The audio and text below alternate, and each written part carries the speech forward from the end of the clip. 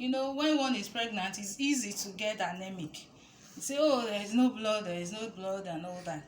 But with constant eating of water leaf, then their blood flow, it's guaranteed.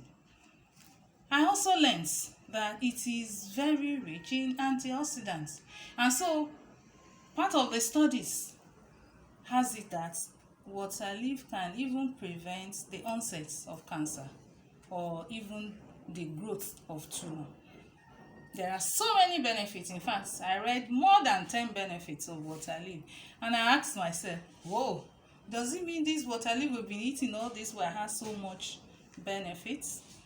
I'm telling you that you should make it part of your meal. It's important. Today we are going to make GBURE or loboro in Yoruba. It means the water leaf is not going to have melon. It's just going to be like that. I'm not going to wash it. It's going to have the slippery form. Oboro means, you know, like something that is slippery like this. So that's how I'm going to make it. So what am I going to use? The water leaf itself. This is the water leaf. You can see it. Some may decide to pour it in the pots like this as the starting. Some may decide to cut it into smaller pieces. I'm going to cut a bit of it for you to see what I'm going to do. I'll cut it this way. I will also not cut it too much because I want it to appear in the soup.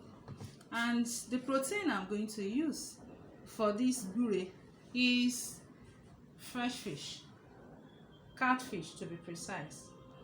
Another day we're going to talk about the benefit of catfish, but for today it's about water leaf. And what I'm going to use is pepper, the complete pepper. You talk about tomato, the bell pepper, Rodo, all the pepper I'm going to use. I've blended them together, and so I'm going to scoop. This is a cooking spoon, so I'm going to take three of this way. That's what I'm going to use for the soup. 3. Yes, this is what I'm going to use because what I'm making is not much. So I'm going to first of all pour my oil into the pot. When it is hot, I'm going to chop little onions into the pot. And thereafter, I'm going to pour this pepper into it, and I'll allow it to boil for like 5 minutes. Then my fish, I'm going to season it with a cube and stir it together like this. I'm going to put it, I have the salt here. Just use the measurement of teaspoon. I say teaspoon, 1 teaspoon. That's what I'm going to use. So by the time my pepper is ready, I'm not going to add another salt. This salt will be sufficient because it's not much. When it is done, I'll pour the fish into the pepper and let it boil.